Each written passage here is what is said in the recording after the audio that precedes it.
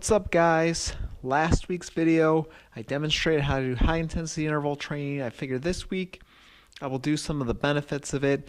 If you want to see the video on how to do high intensity interval training, the video will be right up there. One of the benefits of high intensity interval training is EPOC, excess post oxygen consumption.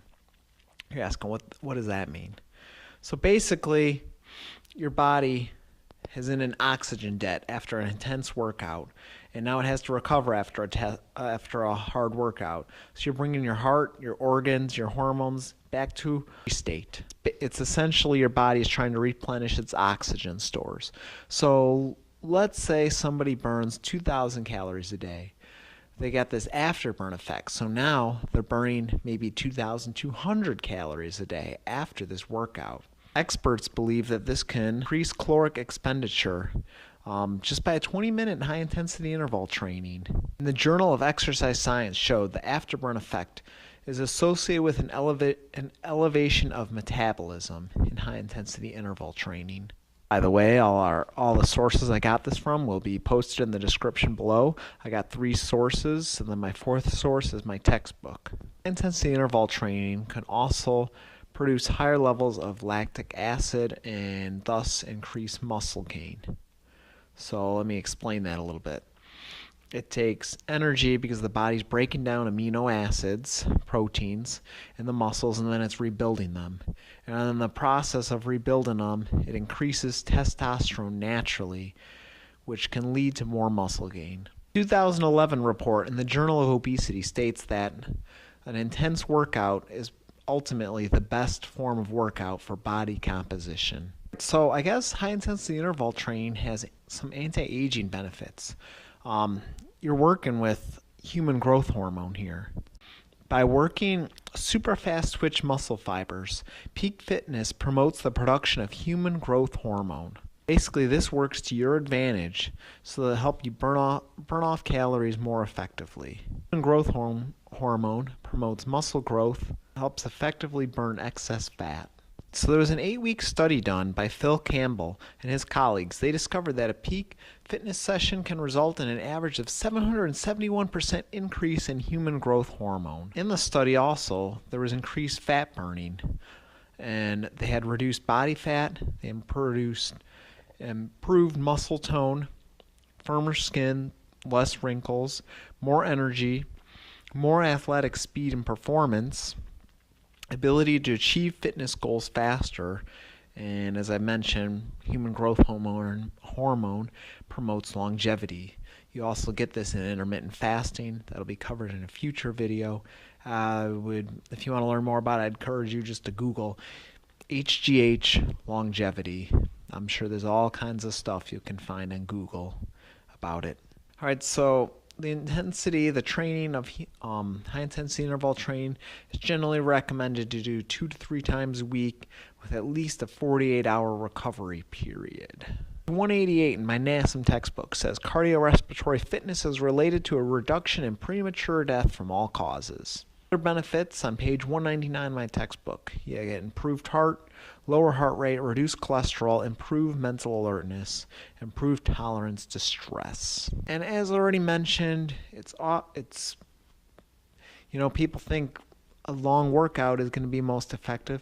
It turns out this short workout of high intensity interval training might be effective. Look at this 1994 study at Laval University in Quebec, Canada, found that high-intensity interval training was 9 times more effective for losing fat than steady-state cardio. Now, so what do I think of it? Does that mean we should never do steady-state cardio? I think both forms of training are good, ultimately. This is my conclusion. I tend not to be one-sided on everything. People are like, oh, high carb, low fat, high fat, low carb. I'm never one-sided on anything. High intensity interval training, I think it's great. I think everybody should be doing it at least once or twice a week. But I don't think there's anything wrong with the slow, steady state cardio. I find that kind of cardio to be relaxing in the middle of summer when it's 75 degrees out and the sun's shining. I find it to be very relaxing.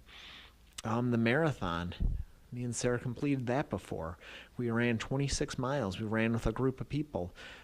It was fun going at that slow pace and being able to talk to people. It was relaxing. Well, the first 15 miles or so were relaxing. It started to get hard at the end. So both forms of training, I think, are important.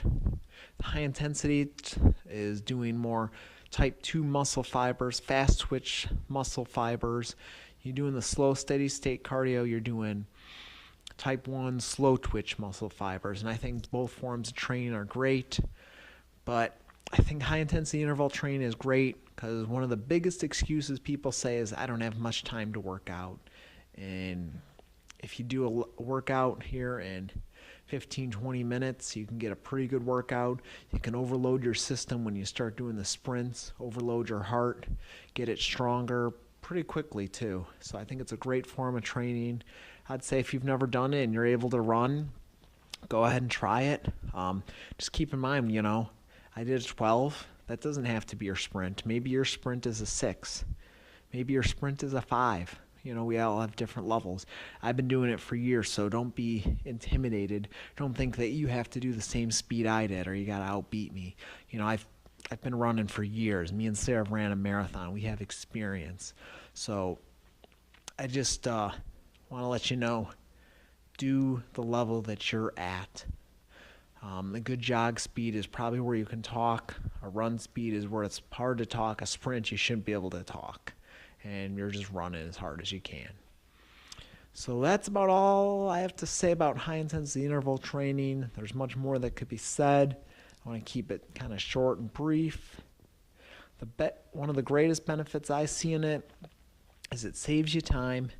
You're overloading your heart, and you're really strengthening it. Remember, your heart is a muscle.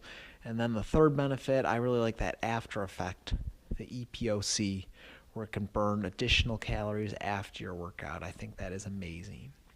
So remember to stay hydrated, stay healthy, eat lots of whole foods, treat others the way you want to be treated, encourage one another and build each other up. If you like these fitness tips, let me know in the comments below. We can definitely give more fitness tips for the future if you like this kind of video. If you want to learn more about health, fitness, living a healthy lifestyle, receive encouragement and inspiration, subscribe below to this channel, and we will see you guys next time. Bye-bye.